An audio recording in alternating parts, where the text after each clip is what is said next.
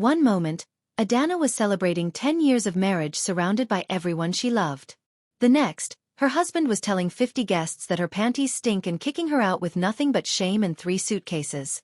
But what her cruel ex-husband didn't know was that his own dark secrets were about to explode, and the quiet doctor who rescued her would help deliver the perfect soft revenge. Welcome to K-Smart Mythic Tales, where we bring you the most gripping African family dramas that will leave you breathless. Thank you for your incredible support. You are the reason we keep bringing these powerful stories to life. Before we dive into the story, kindly subscribe, drop a comment below, and tell us where you are watching from. Now let's get into this explosive story. The restaurant fell silent. Adanna Okafor stood frozen in the middle of Protea Hotel's terrace restaurant in Lagos, her champagne glass trembling in her hand. Around her, 50 wedding anniversary guests, family, friends, colleagues, stared with wide eyes and open mouths. Her husband, Chukwudi, stood 3 feet away, his face twisted with contempt. "You want to know why I'm divorcing her?" Chukwudi's voice carried across the decorated space, cutting through the gentle evening breeze. "Because after 10 years, I can't stand the smell anymore. Her panties stink. Her hygiene is disgusting. I've tried to tell her privately, but she won't change." Gasps rippled through the crowd. Someone dropped a plate. Adanna's mother clutched her chest, her aunt covered her mouth in horror. The live band stopped playing mid-song. Adanna felt the ground tilt beneath her expensive heels. This was supposed to be their 10th anniversary celebration. She'd spent 3 months planning this party, inviting everyone who mattered in their lives. And now, "Chukwudi, please," she whispered, reaching for him. He stepped back as if she carried disease. "Don't touch me. I've packed your things. They're in your car. Leave. Now." This couldn't be happening. Not like this. Not in front of everyone. But let's go back 6 hours earlier, when Adanna still believed her marriage was worth celebrating. That morning, Adanna had woken in their Ikoyi apartment with butterflies in her stomach. 10 years. A decade of marriage to Chukwudi Okafor, the successful pharmaceutical distributor she'd met at the University of Lagos. She'd been a shy accounting student. He'd been the confident business major who'd pursued her relentlessly. "Today's our day," she'd whispered to him over breakfast, touching his hand across their marble dining table. He'd barely looked up from his phone. The caterers confirmed. "The band is set up. Your mother's flying in from Enugu. I need to talk to you after the party," he'd said flatly, standing abruptly. "Something important." A cold finger of fear had traced her spine, but she'd pushed it away. Probably business stress. Or maybe, her heart had lifted. Maybe he'd finally agreed to start trying for a baby. At 35, her biological clock was screaming. She'd spent the afternoon at the salon on Victoria Island, getting her hair braided into an elegant updo, her nails painted champagne gold. Her best friend Ngozi had helped her into the cream-colored lace dress, Ankara print with modern European tailoring, the perfect blend of her heritage and contemporary style. "You look like a queen," Ngozi had said, adjusting Adanna's gold earrings. "I feel like one," Adanna had replied, believing it. She'd believed it right up until Chukwudi stood in front of their guests and destroyed her. Now, as the shock rippled through the crowd, Adanna's sister Chioma rushed forward. "Chukwudi, what is wrong with you? How can you?" "Stay out of this," he snapped. "Your sister is a liar and a fraud. Ask her about the real reason I'm divorcing her. Ask her about her past." Adanna's blood turned to ice. No, he wouldn't. He'd promised he'd never. "Before she met me," Chukwudi announced, his voice rising with theatrical cruelty, "your precious Adanna worked as a housemaid in Port Harcourt. She dropped out of university because she got pregnant, by a married man. She gave the baby up and lied about her entire background to trap me into marriage." The terrace erupted in chaos. Adanna heard her mother's wail, saw her father's face collapse in shock. Friends she'd known for years looked at her like she'd transformed into a stranger. "That's not, I never trapped you," Adanna managed, her voice breaking. "You knew everything. I told you everything before we got married. You said it didn't matter." "I lied," Chukwudi said simply. "My business partners are asking questions. My mother is humiliated. I need a wife who brings value to my name, not shame. So get out." Tears blurred Adanna's vision. Behind Chukwudi, she spotted a woman in a red dress, watching the scene with barely concealed satisfaction. Temi. Chukwudi's new assistant. The one he'd hired 6 months ago. The one he'd been working late with. Understanding crashed over Adanna like a wave. There's someone else, she said quietly. There's someone better, he corrected. Now leave before I have security remove you. Adanna looked around at the faces of everyone she knew.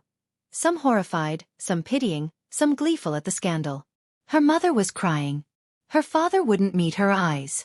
Even Ngozi looked uncertain, as if the revelations had made Adanna a stranger.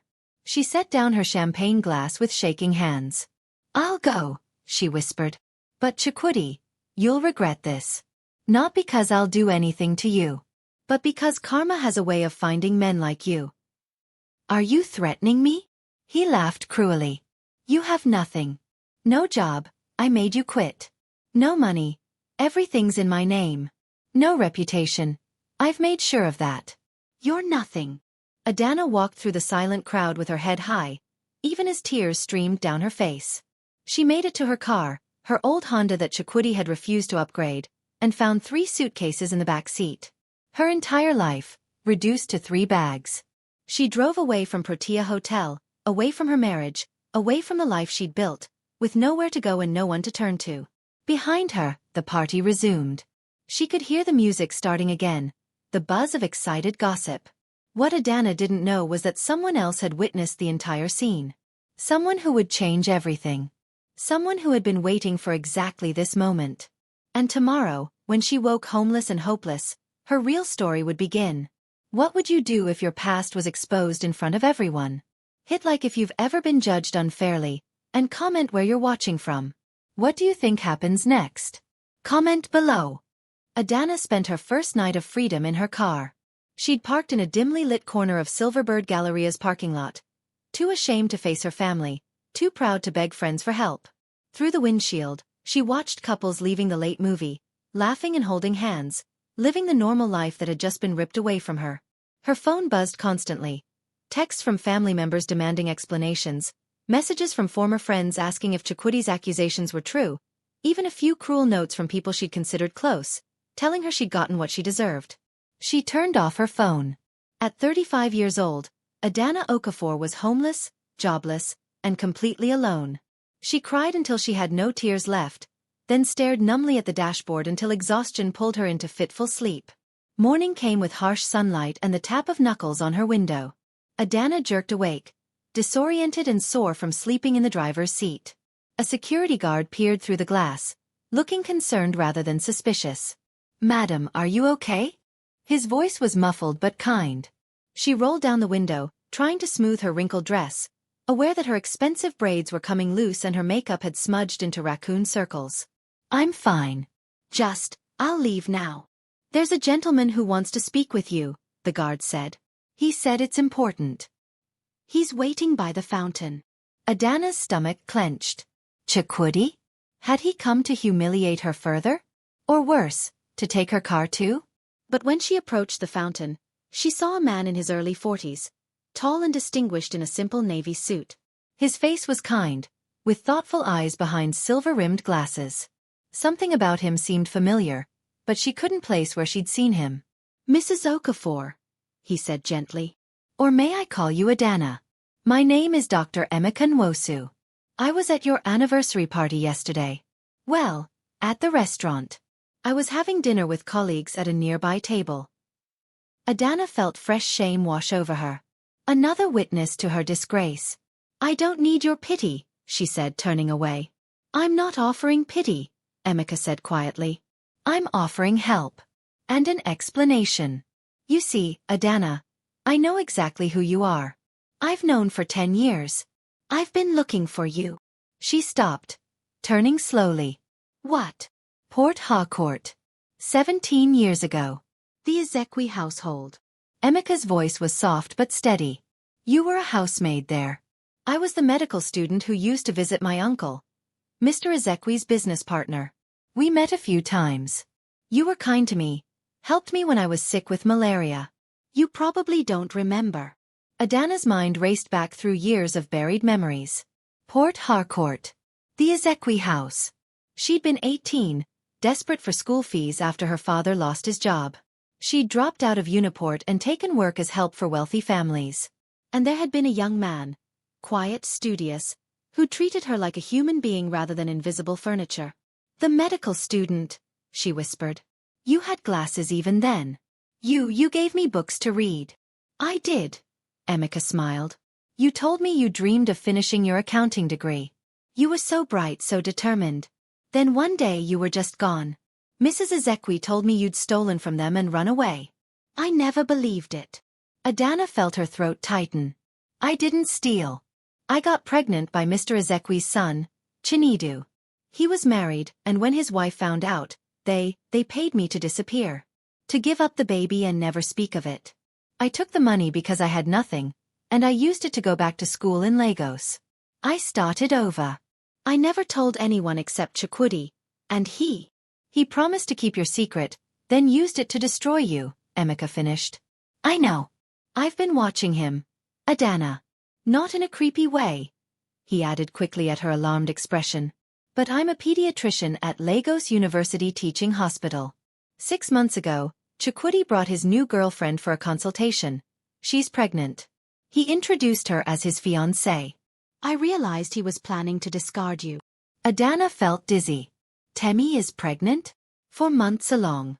He's been planning this divorce carefully, making sure he'd have a replacement wife and heir before he publicly destroyed you. Men like him." Emeka's jaw tightened. They can't bear for a woman to have a past while they create futures with impunity. The pieces clicked together: Chukwudi's coldness, his sudden obsession with her inadequacies, his insistence that she quit her accounting job 2 years ago, isolating her financially. He'd been methodically setting the stage to discard her without consequences. "Why are you telling me this?" Adanna asked. "What do you want?" Emeka met her eyes steadily.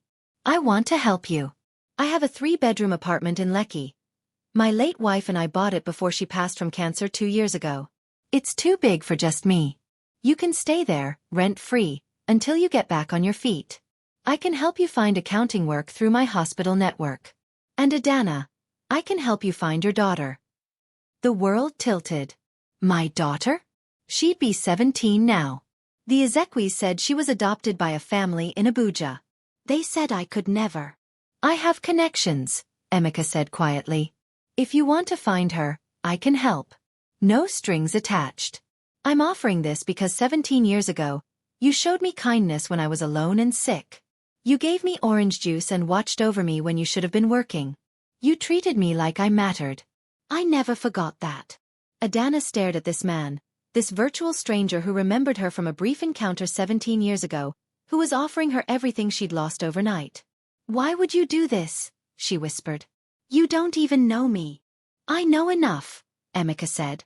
"I know you're a survivor who made impossible choices and kept moving forward. I know Chukwudi is a small man who tried to make himself bigger by making you smaller. And I know that everyone deserves a second chance. Especially people who never got a fair first chance." Tears spilled down Adanna's cheeks. "I don't deserve your kindness." "That's where you're wrong," Emeka said gently. "You deserve so much more than what life has given you. So what do you say? Will you let me help?" Adanna looked at this man with kind eyes and a gentle smile, offering her a lifeline when she'd been drowning. Every instinct screamed that this was too good to be true, that men didn't help women without expecting something in return. But she was desperate. And something in Emeka's face told her he meant every word. "Yes," she whispered. "Thank you." "Yes." 3 weeks later, Adanna sat in Emeka's guest room in his tasteful Lekki apartment, staring at the laptop he'd lent her. She'd sent out 15 job applications, updated her resume, and was slowly rebuilding her confidence. Emeka had been nothing but respectful. He worked long hospital shifts, gave her complete privacy, and asked nothing in return. They shared dinners sometimes, talking about books and medicine and life, but he never pressured her, never made her feel like she owed him anything beyond pleasant company. It was the healthiest relationship with a man she'd had in years. But that evening her phone, which she'd reluctantly turned back on, rang with an unknown number. "Hello. Is this Adanna Okafor?" A woman's voice, young and uncertain. "Yes. Who is this?" "My name is Zainab Adebayo. I was born in Port Harcourt 17 years ago. I was adopted as an infant. And I've been searching for my birth mother. Your name is on my original birth certificate. Adanna's heart stopped. Her daughter.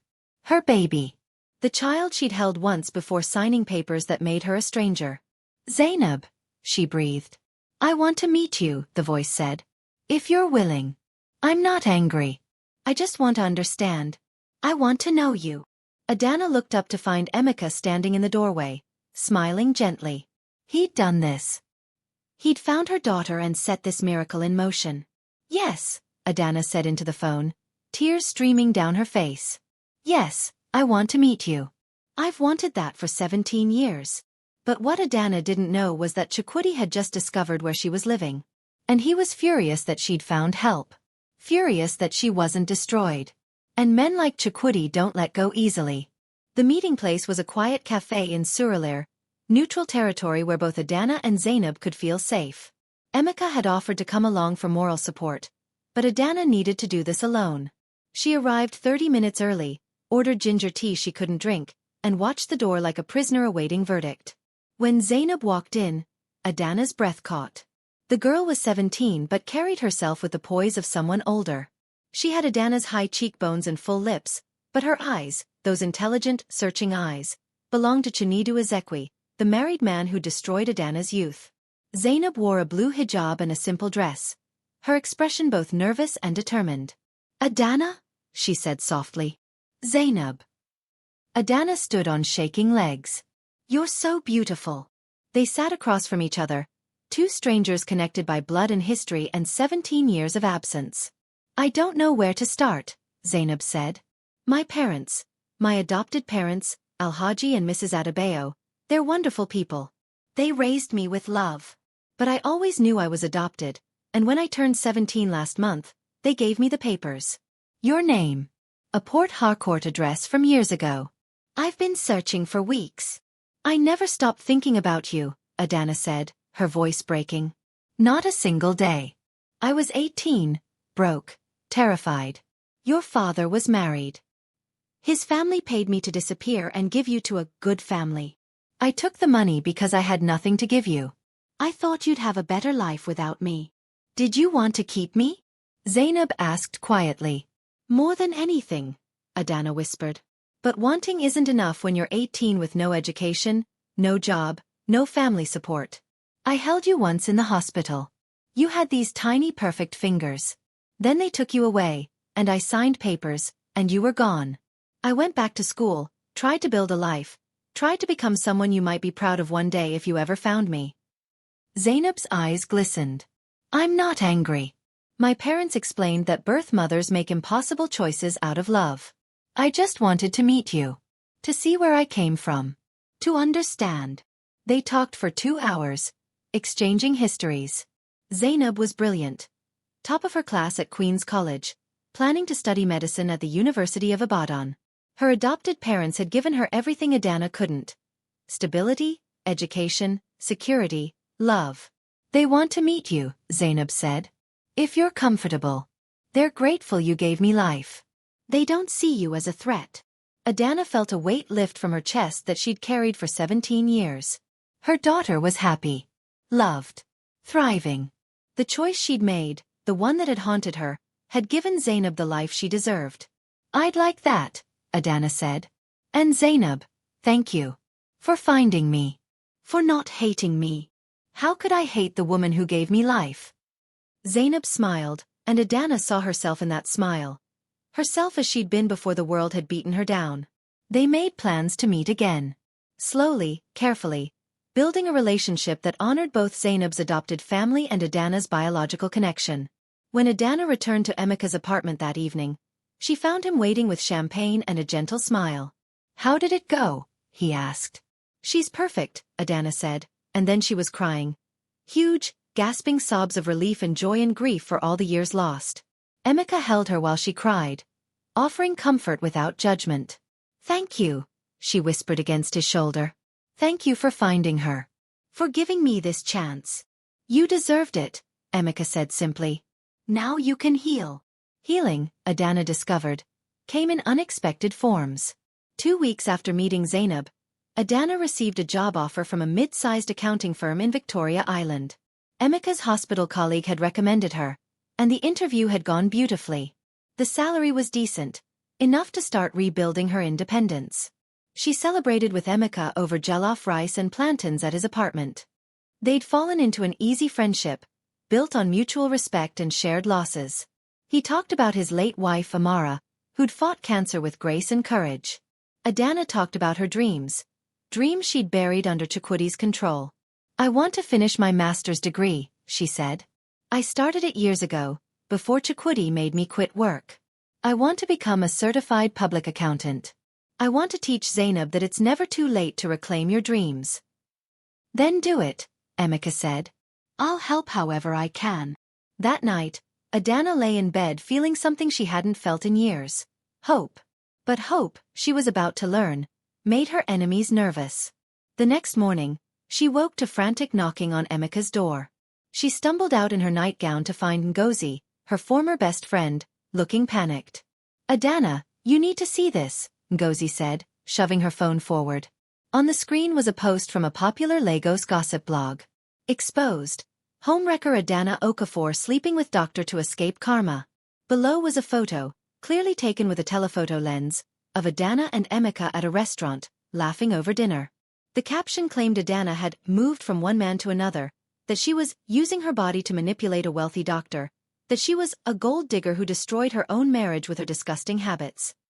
The comments were vicious.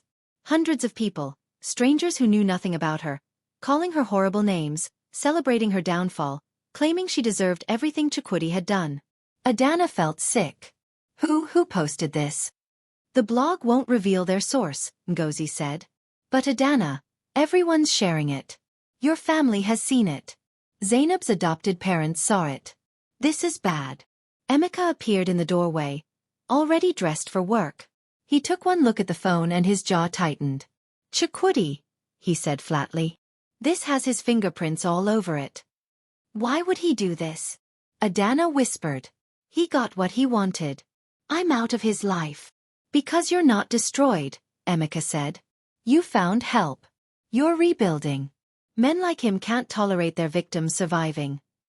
Adanna's phone started buzzing, Zainab calling, then Alhaji Adebayo, then her own mother. Everyone who'd started to see her as human again was being shown this twisted narrative. "What do I do?"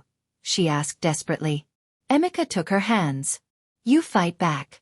But not the way he expects. You fight by living well. By telling your truth. By refusing to let him define you. He has money, connections. And I have truth," Emeka interrupted. "Adanna, I'm a respected doctor with an impeccable reputation. If he wants to play dirty, he's messing with the wrong person. Trust me." Adanna looked into his steady, honest eyes and made a decision. "What do we do?" Emeka smiled. "We go public with the real story. Every detail. And we make sure Lagos understands exactly what kind of man Chukwudi Okafor really is." That afternoon, Emeka called a press conference. As a prominent pediatrician and medical advocate, he had the platform to command attention. He invited legitimate journalists, not gossip bloggers, and stood before cameras with Adanna at his side. "My name is Dr. Emeka Nwosu," he began. "And I'm here to address false allegations made against Ms. Adanna Okafor and myself. For 3 weeks, Ms. Adanna has been a guest in my home, in the guest quarters, with complete propriety, while recovering from an abusive marriage and rebuilding her career. There is no romantic relationship between us. I am simply helping a woman who showed me kindness years ago when I needed it most." The journalist scribbled notes. Cameras flashed.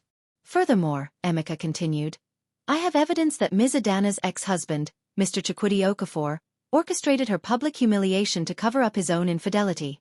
He impregnated his assistant while still married, then used Ms. Adanna's past, which she had disclosed to him honestly before marriage, as ammunition to justify his betrayal."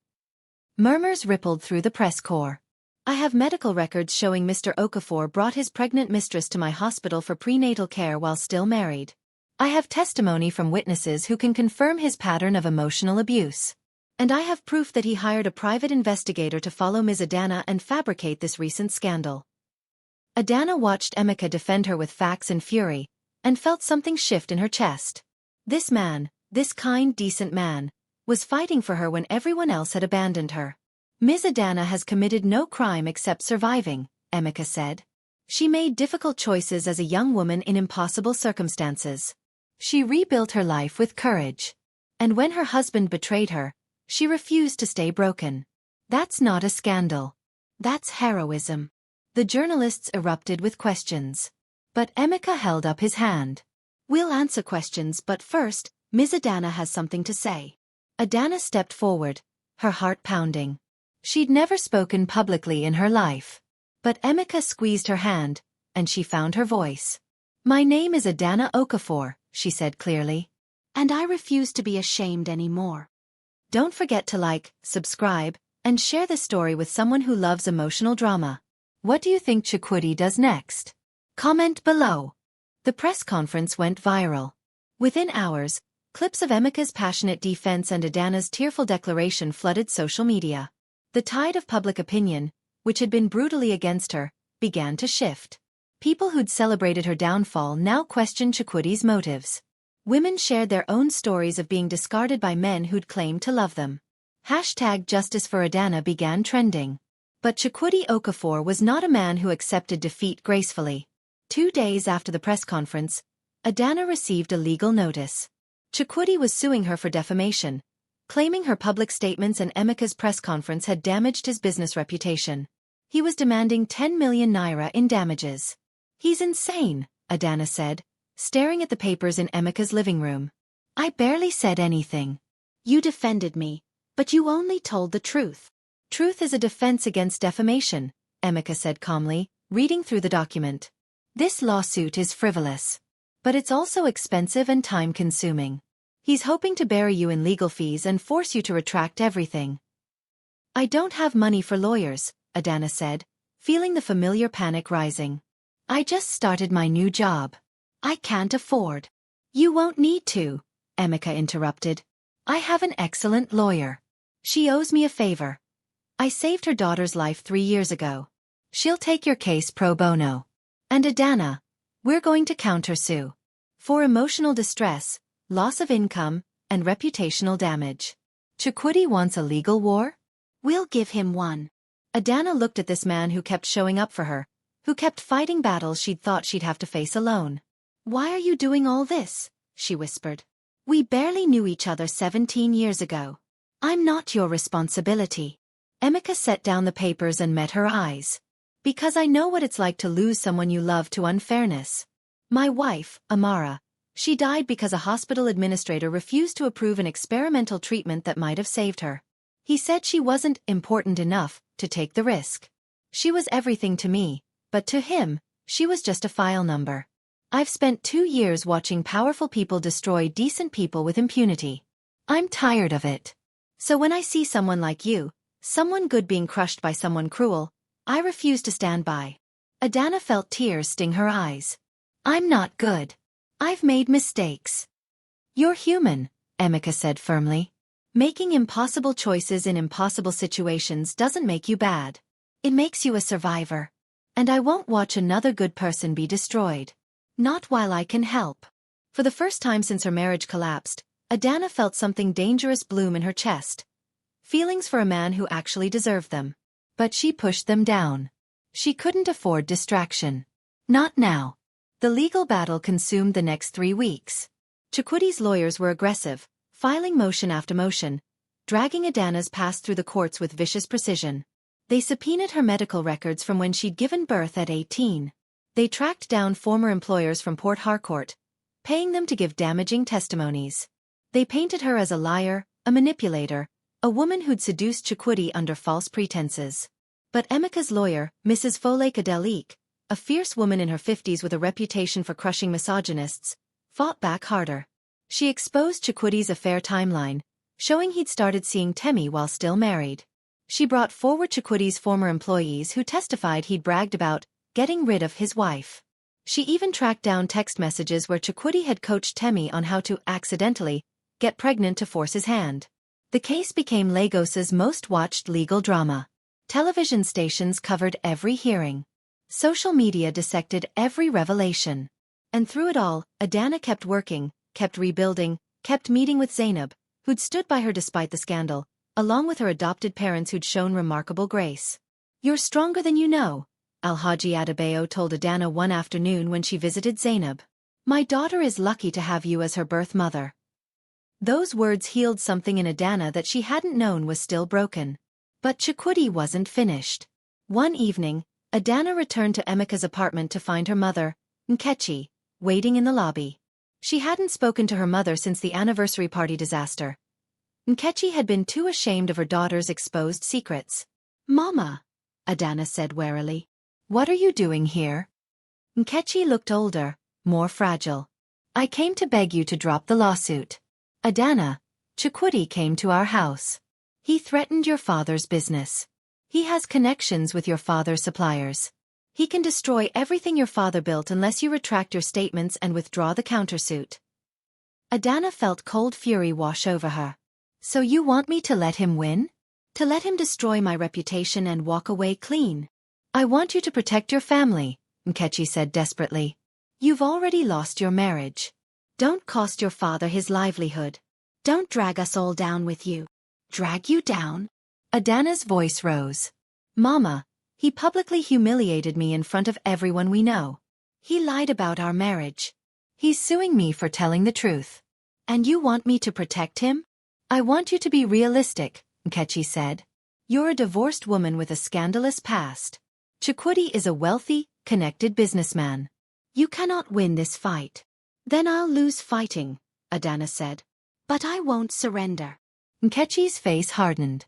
"Then you're on your own. Your father and we can't support you in this. You have to choose, your pride or your family." Adanna looked at her mother and saw the truth. Nkechi had never believed in her. Had never seen her as anything more than a source of potential shame or glory. Love, in her mother's world, was conditional on conformity. "Then I choose my pride," Adanna said quietly. "Because it's all I have left." Nkechi left without another word. Adanna stood in the lobby, shaking with anger and grief, until Emeka found her and guided her upstairs. "My family has disowned me," she said numbly. "My mother chose my father's business over me." "Then they don't deserve you," Emeka said. "Family isn't just blood, Adanna. It's the people who show up when everyone else walks away."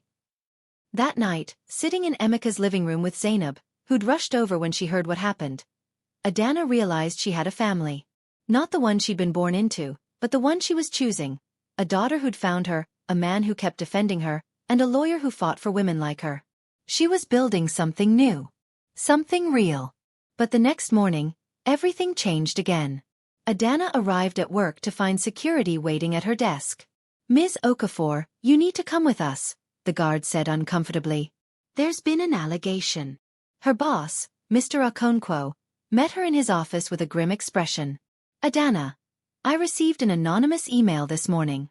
It claims you've been embezzling from client accounts. There's documentation, transaction records, forged signatures." Adanna's world tilted. "That's impossible. I just started 3 weeks ago. I haven't even had access to." "The records show activity under your login credentials," Mr. Okonkwo said. "I have to suspend you pending investigation." "I'm sorry." Adanna walked out of the office in a daze, her security badge confiscated, her career in ruins again. She knew exactly who'd done this. Chukwudi had connections everywhere, including, apparently, her new workplace. When she called Emeka in tears, he listened silently, then said, "This ends now. I'm done playing defense. It's time we go on the attack." "How?" Adanna asked hopelessly. "By finding out what Chukwudi's really afraid of," Emeka said. "And I think I know where to start. His new pregnant fiancée, Temi. She came to my hospital again yesterday. And she looked terrified. I think she wants to talk." Temi Badmus sat in a corner booth at the Lagoon restaurant in Lekki, her hands wrapped around an untouched cup of tea. At 26, she'd been beautiful once, before the pregnancy weight, before the sleepless nights, before the fear had carved permanent lines around her eyes. Across from her, Emeka and Adanna waited patiently. It had taken 3 days of careful negotiation through intermediaries for Temi to agree to this meeting. She'd insisted on a public place, refused to be recorded, and made them promise to protect her identity. Why did you agree to meet us? Emeka asked gently, his doctor's voice calm and reassuring. Temi's eyes filled with tears. Because I'm terrified.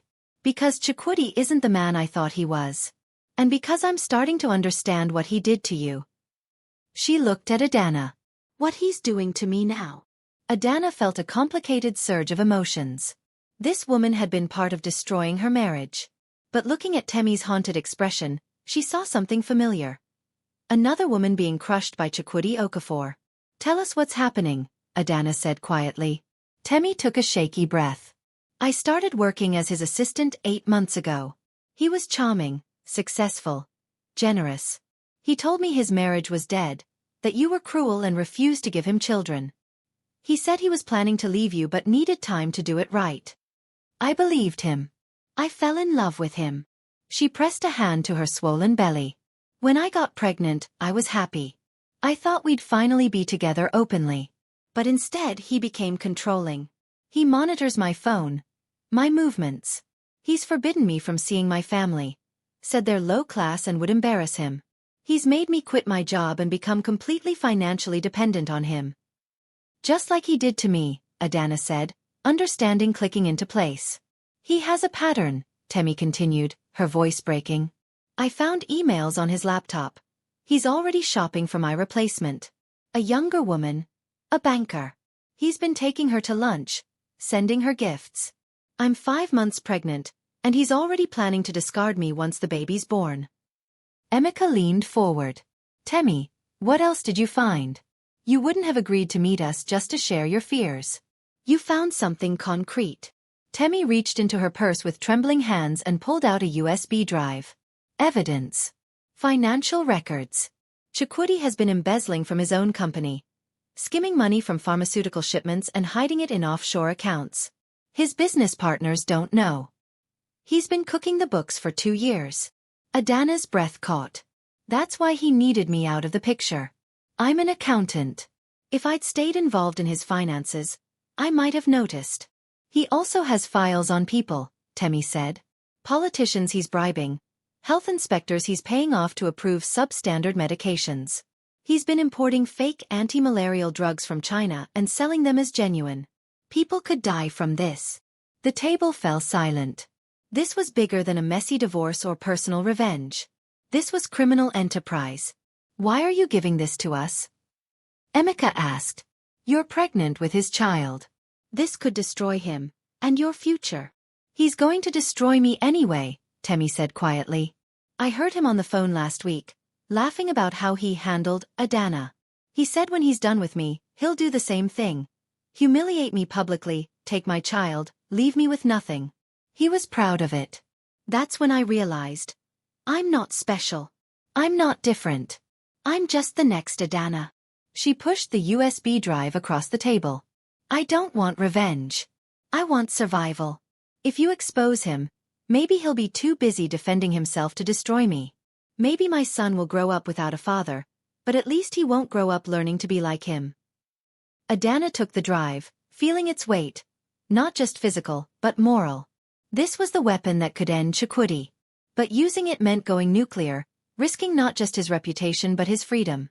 If we use this, he could go to prison, Adanna said. Are you prepared for that? I'm prepared for my son to live in a world where men like Chukwudi face consequences, Temi said. I'm prepared to break the cycle.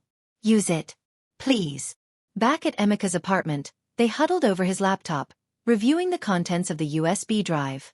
The evidence was damning. Spreadsheets showing diverted funds, emails coordinating bribes, manifests for counterfeit medications, even voice recordings of Chukwudi discussing illegal activities. This is enough to destroy him, Mrs. Adeleke said, having rushed over when they called. She was practically vibrating with prosecutorial energy. We can take this to the Economic and Financial Crimes Commission. We can file criminal complaints. We can. Wait, Adanna interrupted. If we go straight to the authorities, Chukwudi will know it came from Temi. He'll retaliate against her and her unborn baby. We need to be strategic. Emeka nodded thoughtfully. What if we give him a choice? We present the evidence privately, offer him a deal. He drops all legal action against Adanna, signs a generous settlement, publicly retracts his false statements, and leaves both Adanna and Temi alone. In exchange, we don't go to the EFCC. That's blackmail, Mrs. Adele-Eek pointed out. No, Emeka corrected. It's negotiation. We're offering him a chance to avoid prison in exchange for doing the right thing. Adanna considered it. Part of her wanted to see Chukwudi dragged through the courts, humiliated as he'd humiliated her. But another part, the part that was learning to build instead of destroy, saw wisdom in Emeka's approach. And if he refuses the deal? She asked. Then we burn his world down, Emeka said simply. But we give him the chance to choose dignity over destruction. They arranged the meeting at a private room in Lagos Business Club, neutral territory where Chukwudi felt powerful. He arrived in an expensive suit, flanked by 2 lawyers, smirking like he'd already won. This should be entertaining, he said, settling into a leather chair. Come to beg for mercy, Adanna? Ready to admit you're a liar and a... Emeka slid a tablet across the table, playing one of the audio recordings. Chukwudi's voice filled the room, discussing bribing a Port Authority official to let through a shipment of counterfeit anti-malarials. The smirk died on Chukwudi's face. Where did you get that? We have everything, Mrs. Adele-Eek said crisply, distributing printed summaries to his lawyers. Financial crimes, health code violations, bribery, fraud. Enough to put you away for 20 years. Maybe more if people die from your fake medications. Chukwudi's lawyers went pale as they read. This is entrapment, Chukwudi blustered, but his voice had lost its confidence. You can't. We absolutely can, Emeka said. But we're offering you a choice. You drop all legal action against Adanna immediately. You sign a settlement giving her half of the marital assets, which is her legal right anyway. You issue a public statement retracting your false allegations and apologizing for the harm you caused. And you leave Adanna and Temi alone permanently. Temi. Chukwudi's eyes widened. That bitch gave you this? In exchange, Mrs. Adele continued, ignoring his outburst, we don't go to the EFCC. We don't release these recordings. We don't destroy you. You get to keep your business, your freedom, and whatever dignity you have left. And if I refuse? Chukwudi asked, though his bluster was gone. Then I hold a press conference tomorrow morning, Emeka said calmly. I release everything to the media and the authorities. Your business partners will distance themselves. Your political connections won't save you. You'll spend the next decade fighting criminal charges. And Adanna will be there at every trial, watching you fall. The room fell silent except for Chukwudi's heavy breathing. His lawyers huddled, whispering urgently. Finally, the senior lawyer turned to him and said simply, Take the deal. Chukwudi looked at Adanna with pure hatred. You think this makes you the winner? I think this makes me free, Adanna said. Which is more than you'll ever be. 1 week later, Adanna stood in a Lagos courtroom as the judge approved the settlement. She walked out with a check for 15 million naira, half of what Chukwudi had accumulated during their marriage, plus her car, her personal belongings, and a public apology that had been published in 3 major newspapers. Chukwudi also dropped the embezzlement charges against her at her workplace. They'd been fabricated by a friend of his in accounting who'd falsified records. Her boss, Mr. Okonkwo, apologized profusely and reinstated her with a promotion. But more valuable than money or vindication was the knowledge that Chukwudi could no longer hurt her. The settlement included a non-contact clause and provisions protecting Temi and her unborn child. Outside the courthouse, reporters swarmed. But Adanna didn't hide this time. How does it feel to be vindicated? One journalist asked. It feels like breathing, Adanna said. For the first time in years. What will you do now? Adanna looked at Emeka, who stood nearby, smiling proudly. She thought of Zainab, who'd texted encouragement all morning. She thought of the life she was building. Messy and uncertain, but honest and hers. I'm going to live, she said simply. Really live. I'm going to finish my master's degree. I'm going to build a relationship with my daughter. I'm going to help other women who are trapped in situations like mine. And I'm going to stop letting shame define me. Any message for women going through similar situations? Adanna faced the cameras. Your past doesn't define you. Survival isn't weakness. And there are good people in this world who will help if you're brave enough to accept help. Don't give up. Don't stay silent. And never, ever let anyone convince you that you deserve abuse. That evening, Adanna cooked dinner for the first time in Emeka's apartment. Jollof rice, peppered chicken, fried plantains. It was a celebration, but also a beginning. As they ate, Emeka said casually, "I've been thinking. This apartment is too big for one person. And you've been talking about saving money to get your own place eventually. What if you just stayed? Not as a guest. As a partner. We could split expenses, keep supporting each other. No pressure for anything romantic. Just partnership." Adanna set down her fork, studying this man who'd saved her life in ways large and small. "Emeka, I care about you," she said carefully. "More than I probably should this soon after my divorce. But I need to be honest. I'm not ready for a relationship. I need to rediscover who I am outside of being someone's wife. I need to be whole by myself before I can be part of something with someone else." Emeka smiled. "I know. I'm not asking for a relationship. I'm asking for partnership. Two people building separate, healthy lives while supporting each other. When you're ready, if feelings develop, we'll talk then. But for now, let's just be friends who are there for each other. Is that okay?" Adanna felt tears sting her eyes, but these were good tears, healing tears. "That's more than okay," she whispered. "That's perfect." But perfection, as Adanna was about to learn, was fragile. And Chukwudi Okafor, though legally silenced, had one final card to play. 3 months passed in relative peace. Adanna threw herself into her work, excelling in her new role and earning respect from colleagues who'd once doubted her. She enrolled in evening classes for her master's degree in accounting, determined to finish what she'd started years ago. She met with Zainab every Sunday, building a relationship that honored both the daughter's love for her adopted family and their growing biological bond. And she lived with Emeka in a partnership that was comfortable, respectful, and slowly becoming something deeper, though neither rushed to define it. But on a humid Thursday evening in June, Adanna's phone rang with a number she didn't recognize. "Hello. Ms. Okafor, this is Inspector Oladil from Lagos State Police. I need to speak with you regarding Mr. Chukwudi Okafor. Can you come to the station?" Adanna's heart dropped. "What happened? Is he? Please come to the station, ma'am. As soon as possible." The Morocco police station was a squat building that smelled of sweat, concrete, and bureaucracy. Inspector Oladil, a tired-looking man in his 50s, met Adanna and Emeka in a small office. "Thank you for coming," he said. "I'll get straight to it. Mr. Chukwudi Okafor was arrested 2 days ago for the crimes you uncovered: the counterfeit medications, the financial fraud. The EFCC finally acted on an anonymous tip they received." Adanna's stomach twisted. "But we had a deal. We agreed not to report." "You didn't report him," Inspector Oladil said. "But someone else did. Someone with access to the same evidence." "Do you know who?" Adanna and Emeka exchanged glances. "Temi," they said simultaneously. The inspector nodded. "Ms. Temilola Badmus went into labor prematurely last week. There were complications. She nearly died.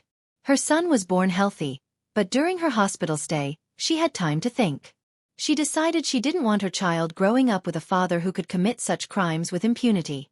So she contacted the EFCC herself and gave a formal statement." "Where is she now?" Adanna asked. "Safe. We've placed her in protective custody with her baby. Mr. Okafor had associates. Dangerous ones. When word got out that he'd been arrested, some of them started looking for who'd turned him in." Emeka leaned forward. "Inspector, why did you call Adanna here?" "Because Mr. Okafor is claiming she orchestrated the entire thing.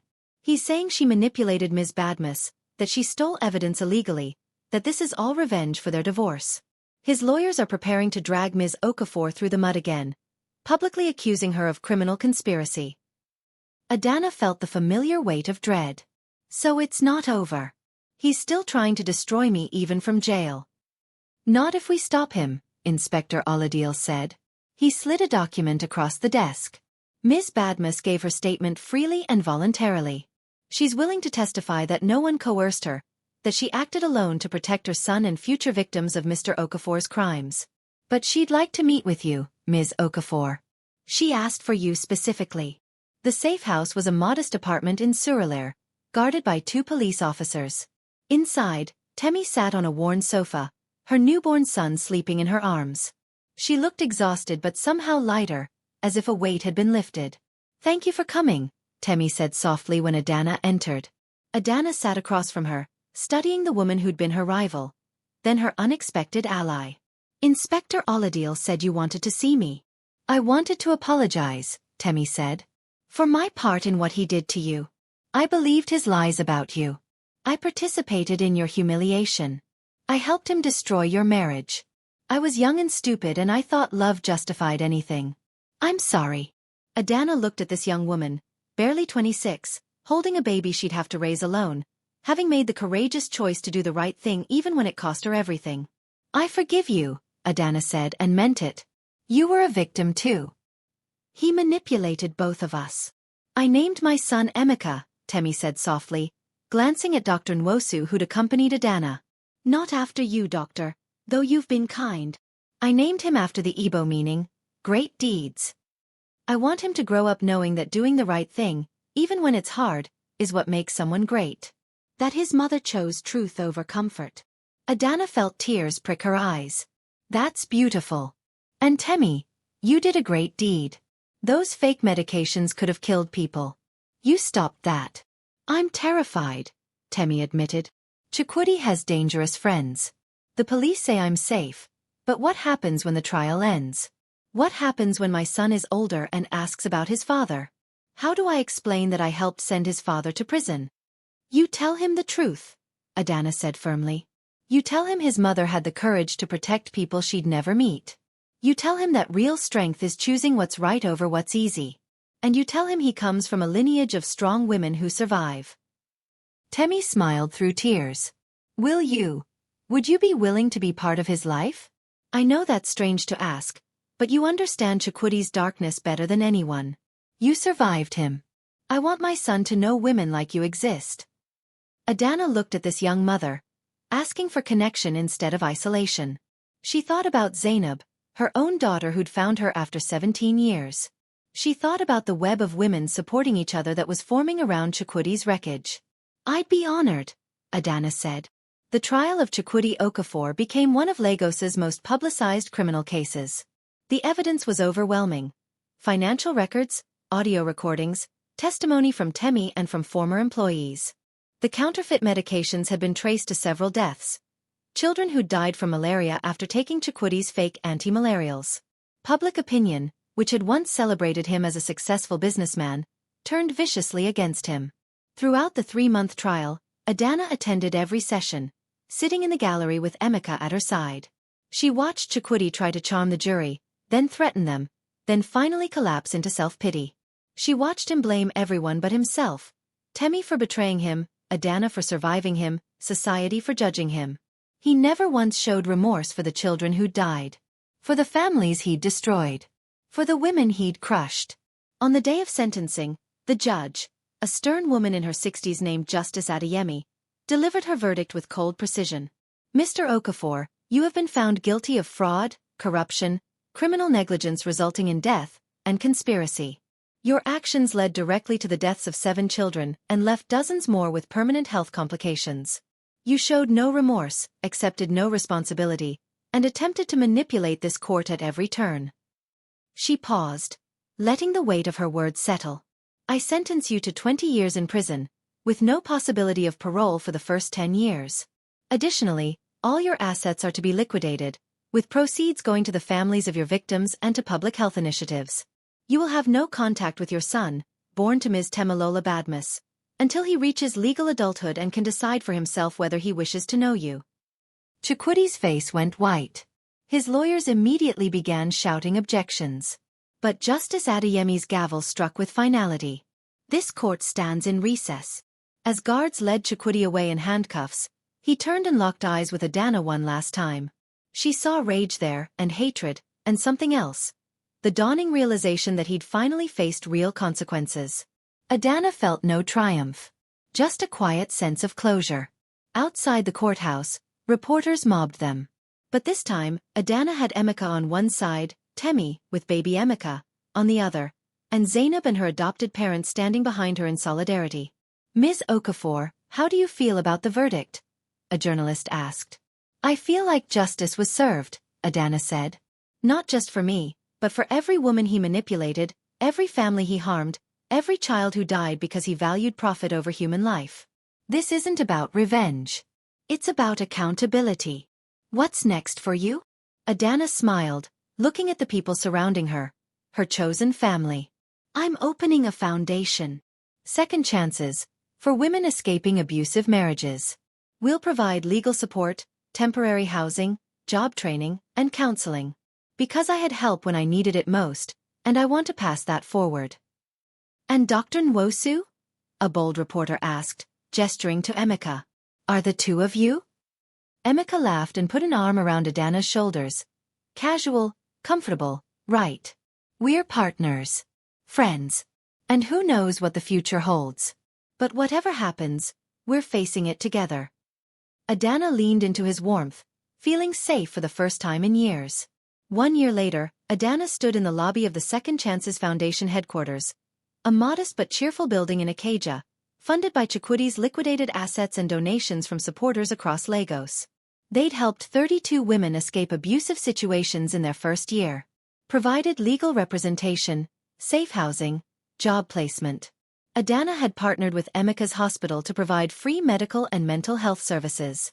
Temi worked as the foundation's intake coordinator, using her experience to help others. Zainab volunteered on weekends, planning to study social work at university. Even Mrs. Adelik donated her legal expertise pro bono. Today was the foundation's 1-year anniversary celebration. The lobby buzzed with donors, volunteers, and success stories. Women who'd walked through the doors broken and were now rebuilding with dignity. As Adanna stood greeting guests, she felt a hand slip into hers. She turned to find Emeka beside her, looking handsome in a navy suit. "Proud of you," he said simply. "We did this together," she replied. "Actually, I've been meaning to talk to you about that together thing," Emeka said, suddenly nervous. "Adanna, we've been living together for over a year now. We've built this foundation together. We've become best friends. And somewhere along the way, I fell in love with you. Properly, completely head over heels in love." Adanna's heart skipped. She'd felt it too, the way friendship had deepened into something richer, more profound. But she'd been afraid to name it, afraid to risk the beautiful thing they'd built. "I know you needed time to heal," Emeka continued. "I know you needed to find yourself outside of being someone's wife. But Adanna, you're whole now. You're strong, independent, incredible. And I want to spend my life watching you shine. So I'm asking, can we try? Can we be more than partners? Can we be us?" Adanna looked at this man who'd saved her without trying to own her, who'd supported her without controlling her, who'd loved her by letting her be free. "Yes," she said, tears streaming down her face. "Yes, we can be us." He kissed her then, soft and sweet and full of promise, while their foundation, their chosen family, applauded and cheered. Across town, in Kirikiri Maximum Security Prison, Chukwudi Okafor sat in his cell, reading a newspaper article about the Second Chances Foundation's success. His hands shook with impotent rage. He'd lost everything. His money, his status, his freedom. His son would grow up never knowing him. Temi had changed her last name and baby Emeka's birth certificate listed no father. Meanwhile, Adanna, the woman he'd tried to destroy, was thriving. Building. Loving. Living. He crumpled the newspaper, but the truth remained. He'd tried to break her, and instead, she'd broken free. And that was the softest, most perfect revenge. 5 years later, Adanna stood in her own home, a beautiful house in Lekki she and Emeka had bought together, preparing for a family dinner. Zainab, now 23 and finishing medical school, was bringing her adopted parents. Temi was coming with 6-year-old Emeka, who called Adanna Auntie Ada, and followed her everywhere. Mrs. Adelik and her family were expected. Even Ngozi, who'd apologized profusely and slowly rebuilt their friendship, was coming. Adanna had finished her master's degree and was now a certified public accountant with her own practice. The Second Chances Foundation had helped over 200 women in 5 years. She'd been featured in magazines, invited to speak at conferences, recognized as a community leader. But her greatest achievement was simpler. she'd learned to love herself, to define herself, to build a life of purpose and meaning. As she stirred jollof rice on the stove, Emeka came up behind her and wrapped his arms around her waist. "Happy?" he murmured against her ear. She turned in his arms, this good man who'd shown her what real partnership looked like. "Completely," she said. And meant it. Because sometimes, the best revenge isn't destruction. It's survival. It's thriving. It's building something beautiful from the ashes of what someone tried to burn down. Chukwudi had told her she was nothing. Instead, she'd become everything. And that, in the end, was the victory that mattered most. The end. Thank you for watching. If this story touched your heart, please like, subscribe, and share it with someone who needs to hear it. Comment below. What was your favorite moment? And remember, your past doesn't define you. Your courage does. See you in the next story.